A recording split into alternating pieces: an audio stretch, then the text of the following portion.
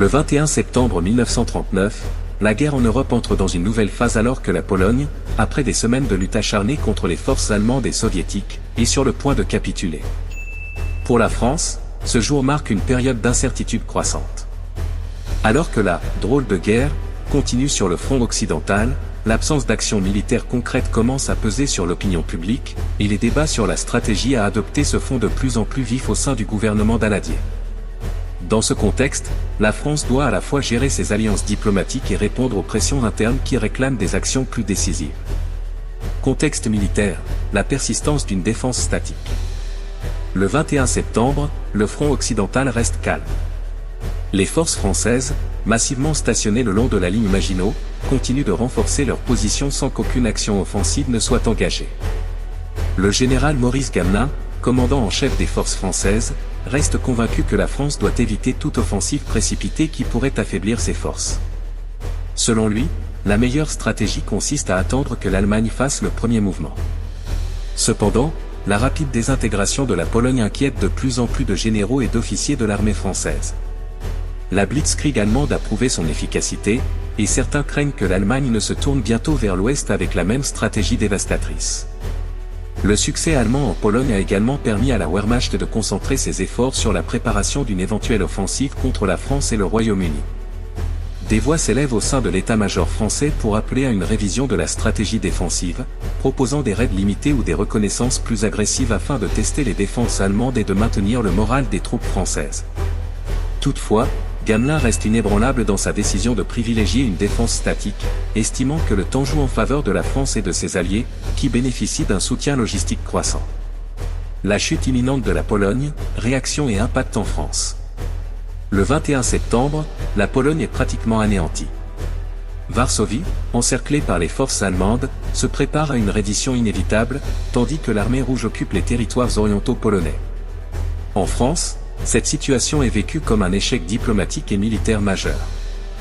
L'incapacité des Alliés à intervenir efficacement pour aider la Pologne met en lumière les limites de leur stratégie et suscite des doutes quant à la capacité de la France à affronter l'Allemagne sur le long terme.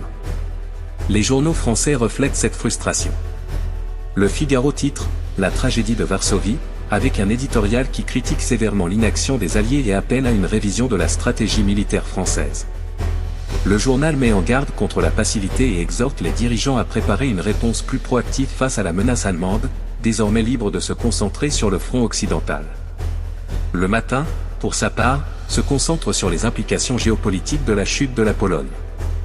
Le journal analyse la coopération entre l'Allemagne nazie et l'Union soviétique, et souligne que cette alliance, scellée par le pacte germano-soviétique, modifie radicalement les équilibres de pouvoir en Europe. L'Humanité, fidèle à sa ligne communiste, justifie l'intervention soviétique en Pologne, affirmant qu'elle était nécessaire pour protéger les populations des territoires de l'Est de l'invasion nazie. Cependant, cette position continue de créer des tensions au sein de la gauche française. En France, les événements en Pologne ont un impact direct sur la perception de la guerre. La chute de Varsovie marque un tournant psychologique, beaucoup comprennent que la France ne pourra pas éviter la confrontation directe avec l'Allemagne. Cette prise de conscience commence à peser sur le moral des civils et des soldats, qui craignent que la stratégie d'attente ne soit une erreur coûteuse. Vie quotidienne en France, préparation à une guerre longue. Sur le front intérieur, le 21 septembre est une journée où les Français continuent de s'adapter à la réalité d'une guerre qui pourrait s'étendre sur plusieurs années.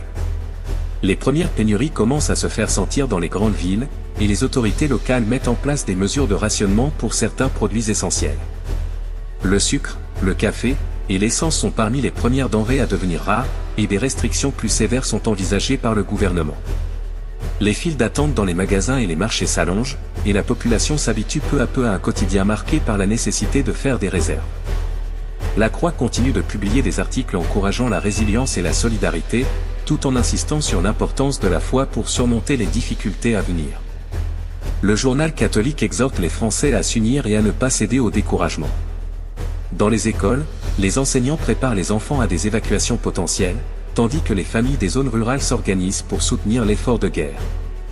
Les campagnes françaises, bien que relativement éloignées des réalités immédiates du conflit, jouent un rôle crucial dans la production agricole, mais le manque de main-d'œuvre masculine, en raison de la mobilisation, commence à poser des problèmes. Des initiatives locales sont mises en place pour recruter des femmes et des travailleurs non qualifiés afin de maintenir le rythme des récoltes. Répercussions internationales, diplomatie et alliances. Le 21 septembre, les répercussions internationales de la chute imminente de la Pologne se font sentir à travers l'Europe.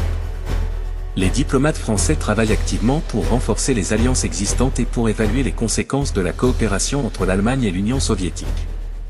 Tandis que l'Allemagne consolide sa position en Europe de l'Est, l'attitude de Staline reste ambiguë.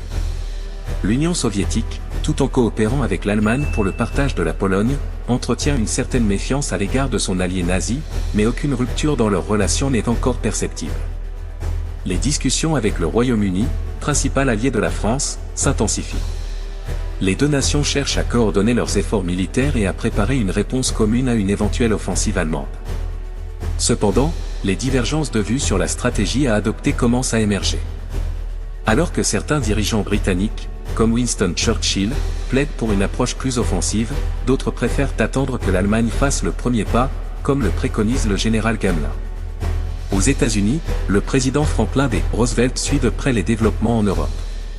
Bien que les États-Unis maintiennent leur neutralité, le programme Cash and Carry commence à être mis en œuvre, permettant aux Alliés d'acheter des armes et du matériel américain sans engager directement les États-Unis dans le conflit.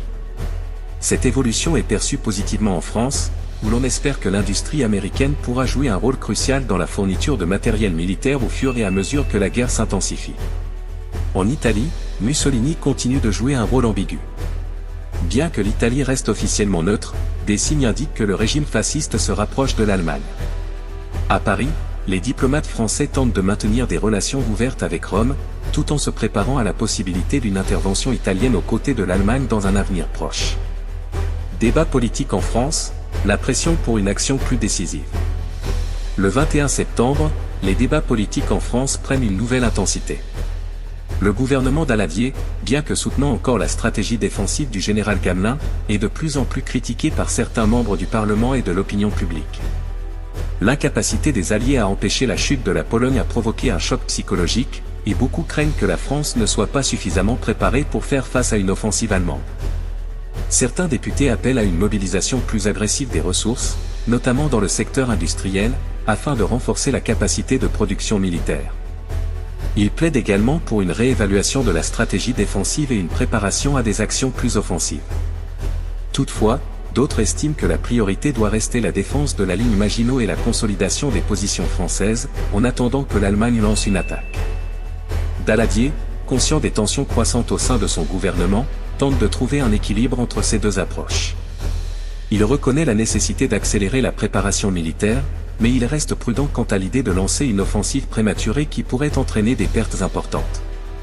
Le 21 septembre 1939 est une journée cruciale pour la France, marquée par une réflexion stratégique et une pression croissante pour agir face à la menace allemande. Alors que la Pologne est sur le point de capituler et que l'Europe s'enfonce de plus en plus dans le conflit, la France doit à la fois gérer les défis diplomatiques posés par l'alliance germano-soviétique et répondre aux demandes internes pour une action plus décisive. Les semaines à venir seront déterminantes pour la France, qui devra ajuster sa stratégie pour faire face à une guerre qui s'annonce longue et incertaine.